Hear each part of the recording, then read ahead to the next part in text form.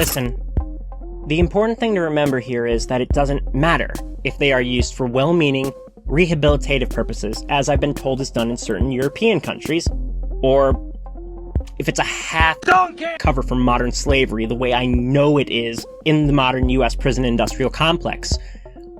One of the inherent features, perhaps the inherent feature of all confinement, is that it is the usage of space to subtract time. Got that? Good. Now, let me come clean about Ant-Man.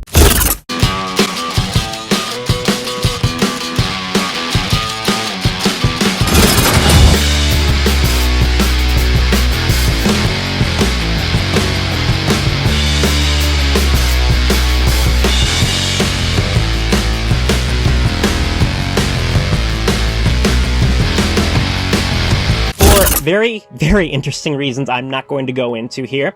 I kind of stopped caring about the Ant-Man solo movies after Ant-Man and the Wasp in 2018. I'll just say I rewatched both movies a couple of days ago. And I really kind of feel, to paraquote the Big Purple Malthusian, I may have treated A&W too harshly. But the point is, for the last 4 or 5 years, I haven't cared about Ant-Man. And then the unthinkable happened. Last Tuesday, while I was looking positively glam-glorious and getting absolutely thrashed on cherry limeade-flavored Happy Potato Fire Juice, the second trailer for Ant-Man and the Wasp Quantumania started playing on my phone, and before that trailer was over, well... I care now! You make me care more! Yeah, I care now. Like, a lot. And it was this line that did it. I don't care who this guy is. I just lost so much. He can give us a second chance. The delivery of that line just radiates such repressed frustration and aches with sorrow. For the first time, it really made me think of who Scott Lang is as a character and how the quantum realm has functioned in the previous 2 films. This place, it isn't what you think. And where I think the creatives might be taking things in Quantumania, and trying to predict the contents of upcoming flicks isn't usually on my lists of interests, so yeah, I, like a lot of the rest of the internet, thought that this was an amazing trailer, but I've seen a bunch of responses to it in the last few days, and quite a bit of that response is really focused on Kang, on how cool Kang seems, or they're worried about the creatives screwing Kang up, and yeah, until this trailer, Kang was the sole thing that might have gotten me to, at some point, watch this movie. I loved Kang and Loki, but now I don't really feel like Kang matters so much. I mean, if you think about it, Thanos wasn't that great until Infinity War, so why get worried this early in the game? Now, in a big, big way, Scott, as a character, he has my full attention. Which is an even bigger deal than it sounds, because while I like characters fine, character is usually of a secondary interest to me. I'm more of a plot girl. My interest generally goes for the macro view over the micro. Fittingly, for a film called Quantumania, about people who shrink, I am suddenly very, very interested in the micro. As I've talked about at some point on this channel, each individual MCU work is a superhero piece combined with one or more subgenres. The Ant-Man features are all superhero crime movies, which is always funny to say, but the first one is a heist. What do you want me to do? I want you to break into a place and steal some... Then A&W is one part romantic comedy and one part Guy Ritchie-esque sets of criminal scramble for the thing, like Lock, Stock, and Two Smoking Barrels. If you haven't seen it, you gotta. Therefore, that raises the question, what subgenre might Quantumania be? I think it's going to be a prison break. A prison break from the biggest prison of all, the quantum realm. That is what the quantum realm has functioned as in the prior Ant features. Remember that thing I said? One of the inherent features, perhaps the inherent feature of all confinement, is that it is the usage of space to subtract time. Scott spends both films not wanting to land back in jail. other than in Endgame, we've never known him to not have that fear. He gets out at the beginning of the first film after the state has extracted 4 years for a crime we all know he should have been given a medal for. You really stuck it to those billionaire SOBs. Scott, man, unlike Tony Stark, you were always a hero. Then halfway through the first film, we and Scott are informed of the danger of going quantum. It means that you would enter a reality where all concepts of time and space become irrelevant as you shrink for all eternity. Everything that you know and love, gone forever. That danger is planted in the backs of our minds, and his. The threat not of death, but of permanent confinement. The threat of a life sentence, away from everyone and everything he loves in the quantum realm, which he nearly suffers when imprisoning Yellowjacket at the end of the film. Of course, in Civil War, he gets arrested after helping Captain America, and the last we see of him, he's in lockup with the others in the raft. Then in A&W, Scott is primarily concerned with not getting caught breaking probation and losing another 20 years to the system, while helping his friends, 1, stay out of custody themselves, and 2, helping them to spring Janet Van Dyne, who has had 29 years extracted by the quantum realm, nearly 3 decades in which she has not seen her family, in which Hope has grown up without her.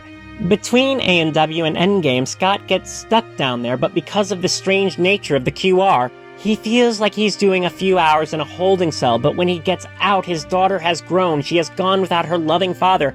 They have functionally lost another 5 years, and it's implied in this new trailer that this has taken an even more serious toll on Scott and his family than the little we saw in Endgame. The quantum realm has always worked in the narrative as a confinement facility. It keeps you away from your family and your friends, and you cannot get out until you escape or someone lets you out. It eats your time. Not only that, but we have confirmation from the trailer that there are many other inmates down there. Some who, unlike Scott and I'd estimate 98% of the prisoners in the US system, might actually need to be in some form of confinement for people's safety. And in Quantumania, the whole family is going to be incarcerated, losing time under the threat of a life sentence. However, it seems that this fresh sentence might push Scott to try to play for a higher set of stakes than the rest of his family, because not only do they need to break out of this prison, but Scott seems intent on getting the time that has been extracted from him back. Or, even better, a do-over. Something understandably every prisoner wants, which is a very specific form of a broader theme at work in the human condition. Even if we haven't all had time extracted as prisoners, we all want time back. And we all definitely want at least one do-over. I do. Shouldn't have drank that Bacardi, Bambi. Should have bought those heels, Bambi. Shouldn't have stepped foot in Alabama, Bambi.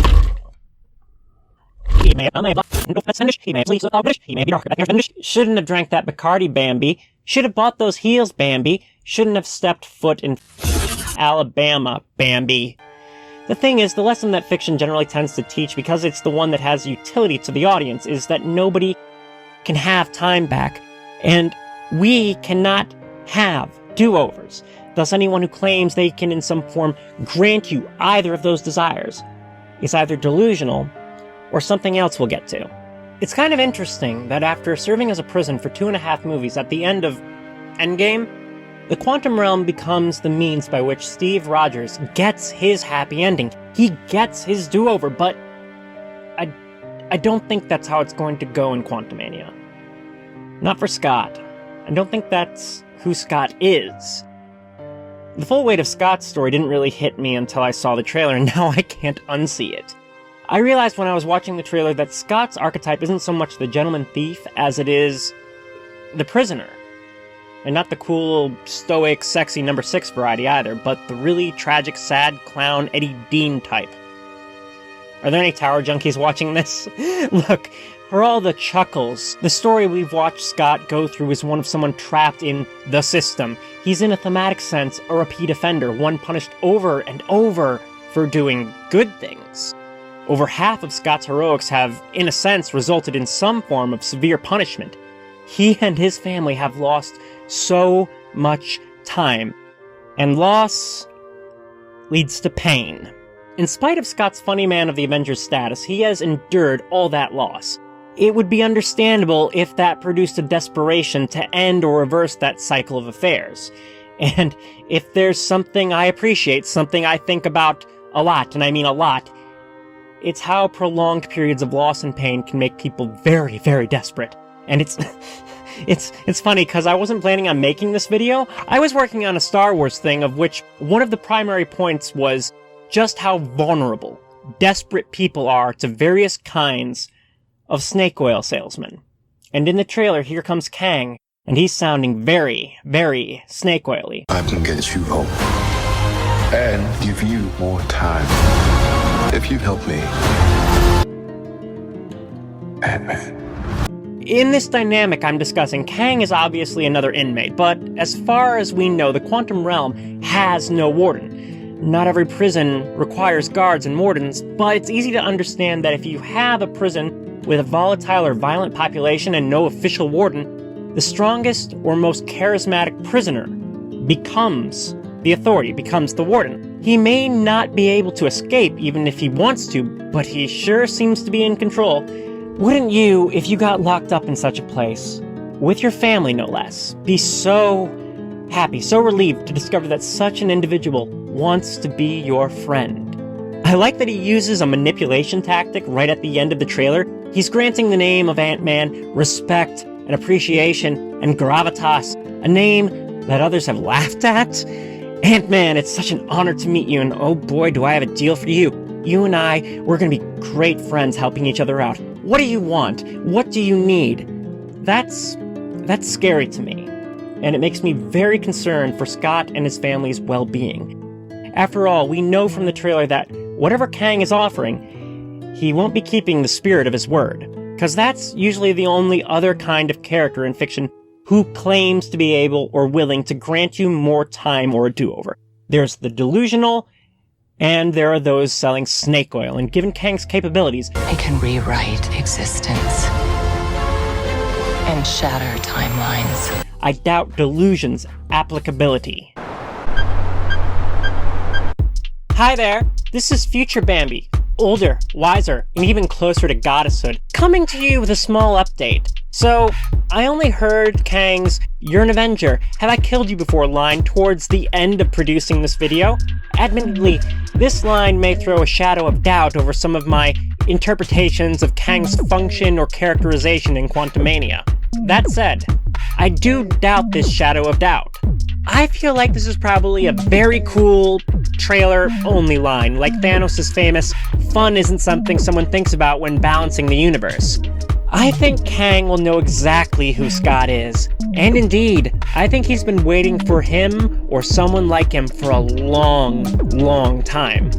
It doesn't really make sense to me that this line would come up when Scott and Kang meet, you know, around the time when Kang's going to offer a deal, especially given Scott's conviction that Kang's going to help him and his family in spite of Janet's protests.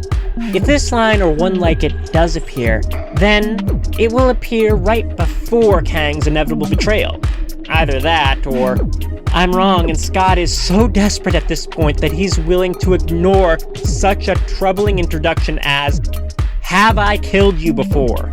In which case, if I'm wrong about it being a trailer-only line, then really that might only enhance my point about Scott's state of mind in this film. Or, you know, maybe I'm just wrong about all of this, wrong about everything. That's always a cool possibility. This is a fun reading, though. Anyway, I now return you to younger, dumber Bambi. This all said, we also all know trailers lying is an industry standard at this point. But just the idea of how good this could be, how much genuine pathos this film could have, a completely different angle on Scott's character, just that potential means I'm actually probably gonna go catch this one in the cinema. You know, rewatching the first couple of Ant flicks, I realized Scott didn't really become the funny man of the MCU until Civil War. Ant-Man has some levity, sure, but it's actually pretty middle ground when it comes to the tone of superhero movies, and Scott has quite a bit of emotional range, but To be frank, but call me Bambi, by the time of the sequel, Scott is often treated as part of the comedic relief. Wouldn't it be cool, meaningful, to find out in Quantumania that all those jokes, all that silliness, is a brave face he puts on, a coping mechanism to deal with the constant awareness of what he's lost? And wouldn't it be interesting to find out what he might do when things get so bad that he can't even use that anymore? That is to say, most of these leads with their own run of solo films have gotten 3 films. And there are so many wonderful signs in this trailer that Quantumania might be, in a tone way, not necessarily a quality way, more of a Captain America Civil War than an Iron Man 3 or even a Thor Ragnarok. And if so, I gotta say, I care a lot about where this is going. Anyway, I hope you enjoyed this video. Please take a second to like, share, subscribe, and hit the ring-a-ding thing. If you have a comment, I'd love to chat and hear what you have to say. Those things help me out so much, and I really appreciate it, because I am a sinner in the hands of an angry and incomprehensible God, known only as Al Gore. Sorry, I stuttered. To the handful of people who saw my post in the community thing, I know I said I wouldn't be back until March with a video on Star Wars, but Galactic History X has, ballooned into a possible multi-episode thing, and I figured it would be better to cut our teeth on something easier considering the software we're now using. I'm still optimistic that we will release something about Star Wars in March. Anyway, thank you for watching, and I hope I will be seeing you all again very, very soon. Oh, and one more thing. Hey, US Power Players, just as a small favor to me, you know? Seriously, shut down the prison industrial complex, you sick, greedy